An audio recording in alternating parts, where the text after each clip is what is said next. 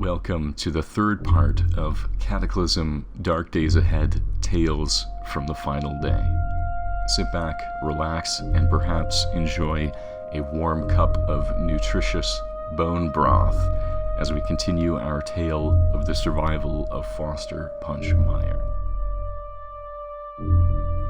As I'm sure you're well aware, this game is on a public challenge world, which you can download if you would like to explore this very same world, perhaps even attempting this same challenge, which is to survive an entire month in these increased difficulty settings, while being limited to just 4 characters' lives. Something which you may find especially fun about this challenge world is that it has an early version of our own character Foster saved from the end of episode 1. Not only can you play this same world, but you can also play as this same character Foster and try to take an alternate path. If I fail and Foster dies, perhaps you can learn from my mistakes. So far, Foster has cleared the upper floors of this apartment building, leading the zombies inside out onto the rooftop above and over the rooftop edge to become a splatter of gore below. To survive this full month, it is a primary concern that Foster secure at least a month's worth of calories and establish a perfect barricade between himself and the hungry dead downstairs. If he accomplishes that, our character Foster can pass the time in peace until the month is up and he wins this challenge. I have calculated the remainder of food that Foster has amassed in his search of floors 2 through 6 of this apartment building. The first category is that food which will last for 3 whole seasons, being 32,869 calories. That's about 15 days in itself, assuming 2,000 calories a day, which is a realistic amount. However, he does have the fast metabolism trait, so I'll increase his estimated daily need to 3,000 calories. So we'll reduce the days from that 3 seasons category of food to just 10 estimated days. Plus, he has another 86,472 calories that will expire after 3 months. That's 28 more days of survival. That alone is already enough to last the whole month needed to win this challenge. After this calculation, it seems a fridge won't be necessary after all. His plan before was to power a working fridge to secure as many extra expiring calories as possible, but since I've now realized that he already has more than enough calories in dried and canned food alone, there's no need for the risk of acquiring a car battery. Rather than go down to street level in search of one, it's time for a change of plans, focusing on barricading the building. As I described on the first episode, the settings of this world feature a zombie evolution scaling factor that is 4 times faster than the default. This means that over the coming days and weeks, the regular undead will begin to upgrade into all types of superhuman undead. By the end of the month, chances are every zombie in this world will have evolved to more powerful forms. It's essential to quickly ramp up defenses before they start evolving. Once they've evolved, it's possible that giant hulking zombies will begin to take over, and those will be able to bash through almost any barricade. I'm unsure of how far this evolution goes. It's possible that some will even evolve twice into extremely powerful undead giants. We'll find out when we get that far, but the thought of such difficult zombies is terrifying and a big motivator to act fast ahead of time before they evolve. My first instinct was to collapse the apartment's central stairwell. If you've read Max Brooks' Zombie Survival Guide, this is one of the most highly recommended tactics. Foster decided to make a strong weapon to assist with the destruction. He crafted a weapon known as a home wrecker. This is a type of improvised sledgehammer that does a massive amount of bashing damage. He began to smash through one of the walls. It took just 24 strikes before the wall came crashing apart. He inspected the roof surrounding the wall after, and saw that in addition to destroying the wall, some of the roof tiles above had also been destroyed. This was how Foster could collapse the stairs. By destroying walls around the stairwell, it would create a knock-on effect to collapse nearby tiles. His idea of a perfect defense could work. Foster could destroy a wall in the stairwell, and its destruction would cause the staircase above to break.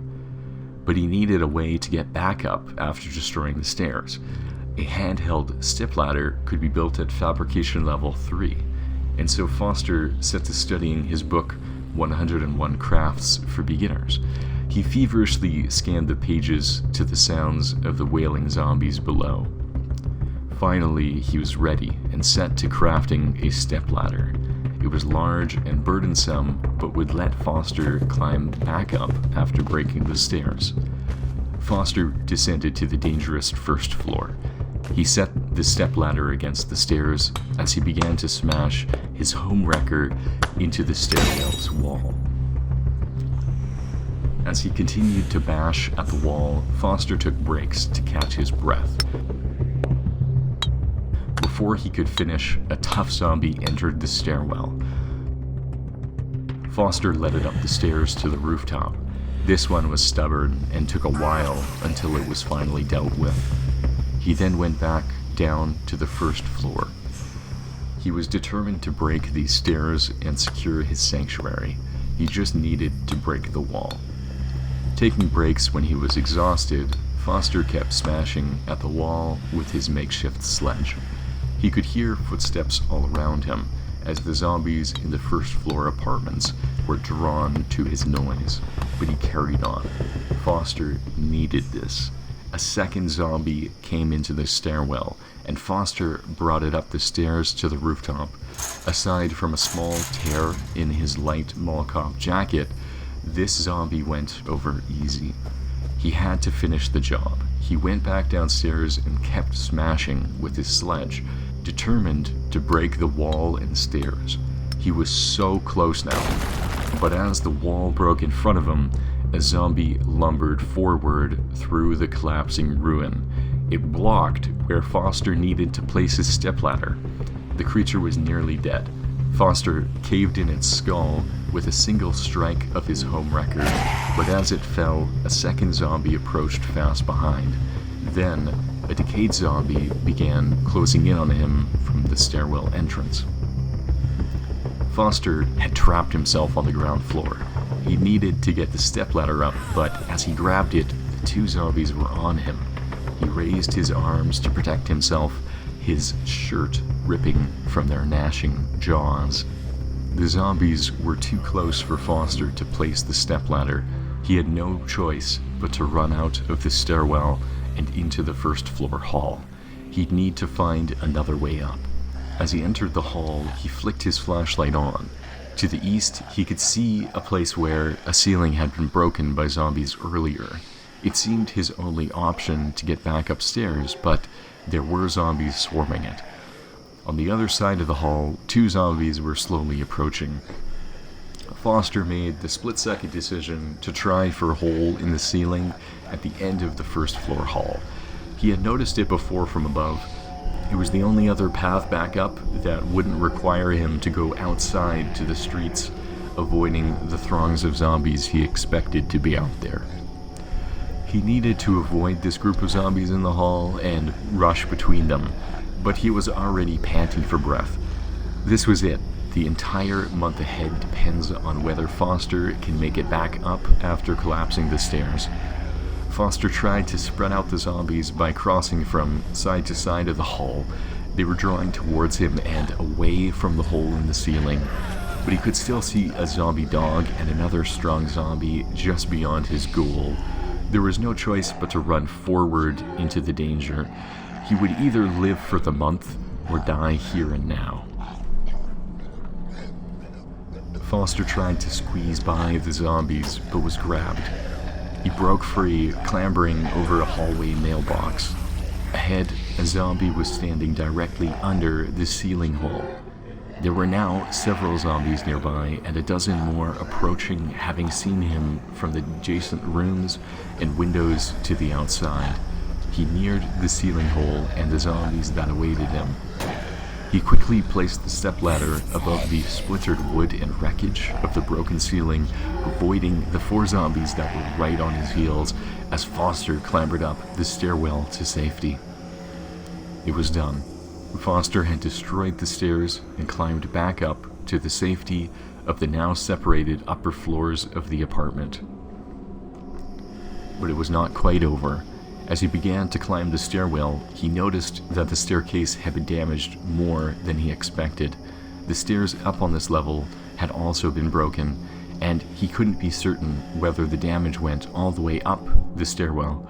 Foster was now separated from his food and constrained to just the 2nd and 3rd floors, which he had of course taken everything of value out of. He looked through what he had on him. He still had the home wrecker.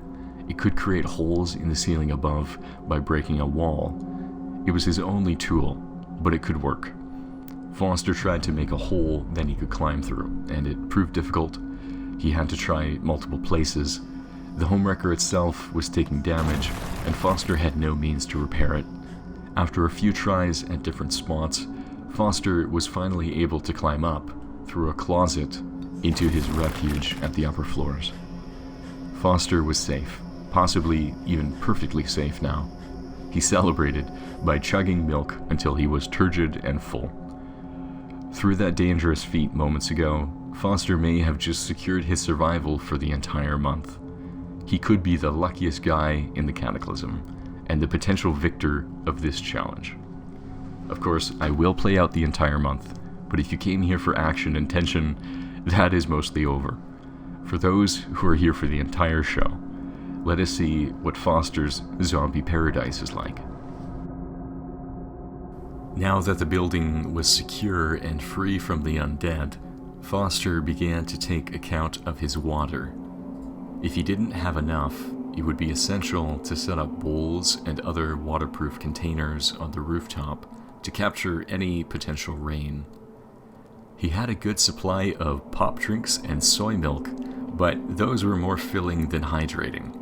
Likely, he'd need to start to boil some of the dirty, standing water around the building. There were 40 secured apartments, each with a toilet tank holding around 6 liters of dirty water. The total amount of dirty water is therefore around 240 liters across the whole building. A realistic amount of water for a person to drink per day is 3.7 liters, which means Foster has an estimated 64 days of water. That's enough to win this challenge, and all he'll need to do is boil it. But there was no need to boil this water today. He had done enough. Foster called it a day and went to sleep. In the morning, he drank more milk. Most of the milk would expire today, including 3 unopened jugs. Foster began to think more about his past idea of a fridge. It wasn't necessary, but it would keep him busy. Getting his hands on a battery would also be essential for any further electronics work. He needed some kind of large battery, and the only large batteries around were in the cars outside. A standard fridge in the real world consumes between 1 and 2 kilowatt hours daily. Since Foster's electrical system is solar powered, the battery only needs to have a capacity exceeding the fridge's nighttime draw. During only the night, a realistic fridge would consume 0.5 to 1 kilowatt hours. A typical car battery has a power capacity of 0.72 kilowatt hours, which is right in the middle of a fridge's estimated nighttime draw. Therefore, even one good car battery should be all that is required, but 2 would do the trick for sure. Foster could spot 4 vehicles on the street east of the apartment. To the south, there was another 5 vehicles. To the west, there was a bicycle and 1 more car, and he also spotted a greenhouse with some cannabis growing. A total of 10 vehicles were on the streets surrounding his apartment. Foster made 2 stepladders and placed one down at the east side of the apartment and the second stepladder at the north side of the apartment, facing the forest. If he would run into danger below, he would want as many possible routes of retreat. After he set down the ladders, he decided to take a quick peek at what the ground level looked like to the north field. He could always climb back up if there were any zombies nearby. He climbed down the north side stepladder to the grass below. It was worse than he expected. A massive amount of zombies littered this field north of the apartment building. He had hoped that this field would be mostly empty. It seemed that the streets were less populated than the field, likely because the zombies and the streets had been drawn indoors from the sounds of shattered glass and broken doors. Foster climbed back up to his apartment, leaving the horde of zombies below to converge around his stepladder. Likely, they would do some serious damage to the northeast corner of this apartment building. Foster hoped that the upper floors of the building would hold.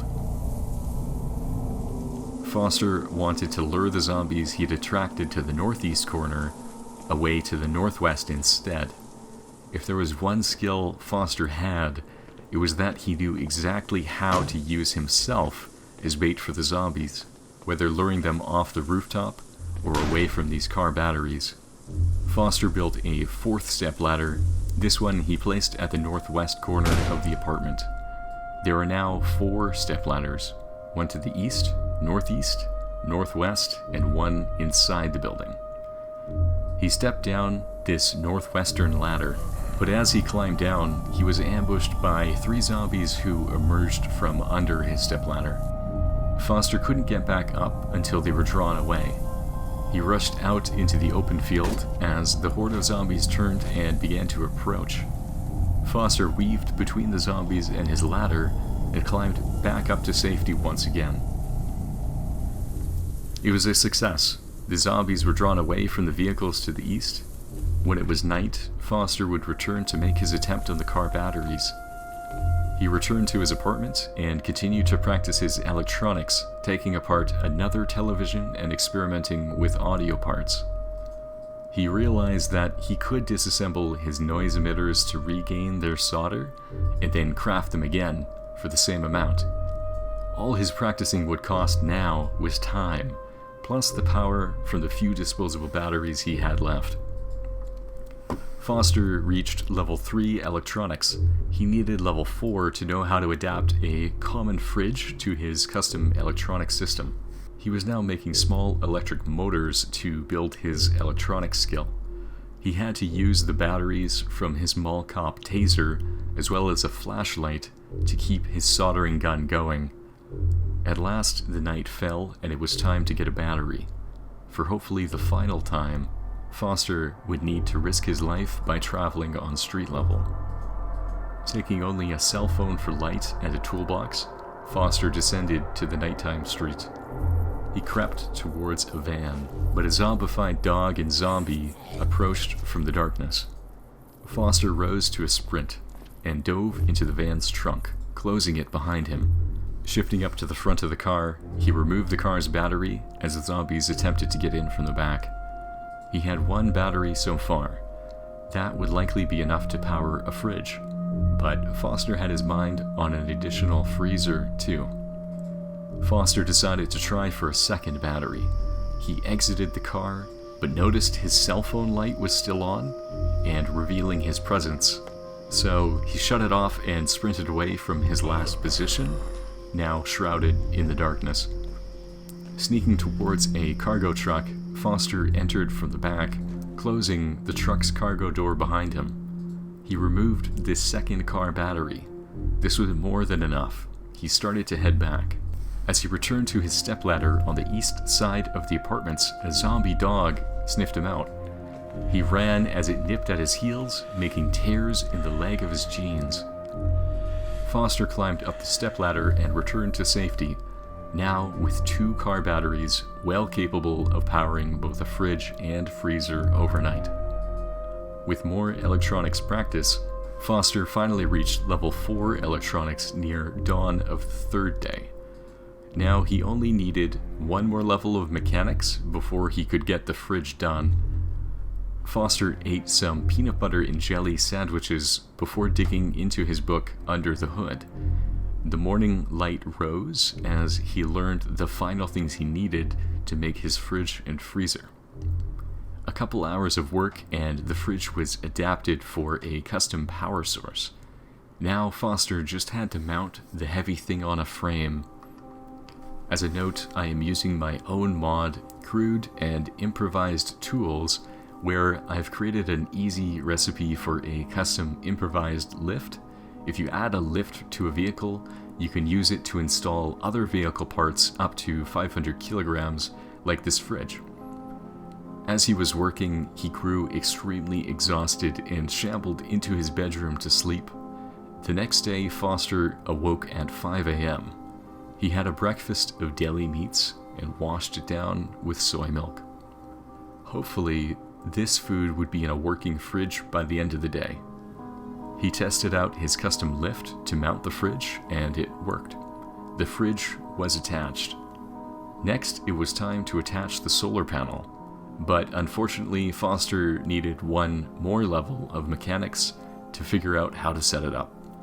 He also realized he needed to add an electrical control unit to his system to let him turn the fridge on. That required a lot more solder. Foster brought more televisions up to the electrical sacrificial altar that was his apartment and cannibalized their LCD screens for solder. Foster crafted an electronics control unit and installed it in his system. There was a little bit of power left in one of the car batteries installed in his fridge, so he tested the controls by turning the fridge on. He still needed one more level of mechanics to get the solar panel installed. Foster grabbed a second fridge and converted this one to a freezer. Then Foster practiced attaching and detaching the fridge and freezer from the system until the next day, when he had finally reached mechanics level 4. It looked like the solar panels could produce 50 daily units of power each. The fridge would consume 100 units. He'd need a minimum of 2 solar panels per fridge and 3 solar panels per freezer. The rooftop had 8 solar panels, which meant Foster would have extra power beyond this fridge and freezer project. Finally, Foster had level 4 mechanics. He tested the solar panel indoors, but it wasn't getting enough light from the window. It would need to be in direct sunlight. Rather than try and build the panel hanging outside the 6th floor window, Foster went up to the roof. He rebuilt the system up top. He started to install the battery and solar panels first to give the fridge a little bit of juice before night fell, but it wouldn't have enough to power the fridge through the night. A lot of the food was now expiring. What had held Foster back from saving these expiring calories was his lack of a higher starting level in mechanics. I had to spend a lot of time trading him up. A nerdier starting character would have possibly saved a few more days worth of nutritious calories, but Foster is Foster, and Foster will be eating a lot of non-nutritious food like ramen and toaster pops in the month ahead. Many, many toaster pops. Foster worked through the night, setting up solar panels and batteries for his solar-powered fridge system. He moved much of the food into the new fridge and freezer. The sun came up on the 6th day, and at last the car batteries began to charge. After a few minutes, the food inside was beginning to grow cold, and Foster loaded up the fridge and freezer with all the perishable food he had. It was finally done. Foster went downstairs to search again through all the apartment's kitchen for food and any supplies he might have missed. He wanted to make sure he'd found all the food that might otherwise go bad. But that is enough for this episode of Tales from the Final Day. With the fridge complete and the stairs destroyed, Foster's survival is all but assured. I'm curious to see how Foster's survival will actually play out. You can expect some time skips or fast forwards in the next episode, as we will likely be bringing Foster's story to a close in order to finish this survive 30 days in a difficult world challenge. But behind the scenes, I will be playing through the entire 30 days. One of the things that I feel Cataclysm Dark Days Ahead does best is provide a somewhat realistic, albeit more fun, simulation of surviving alone in a zombie apocalypse. I can't recall many zombie films where something as simple as getting clean water was integral to the plot, and it's interesting to see the ways where a film can differ from a simulation game.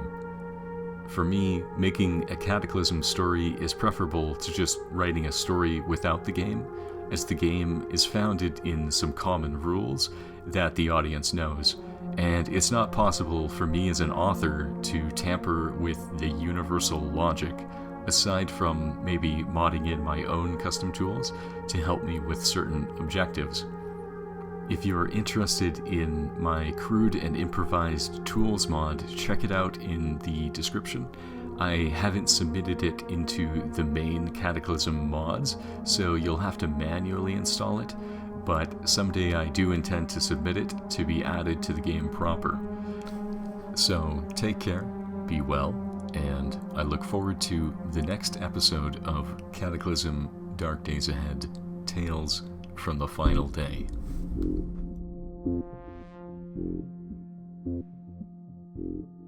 you.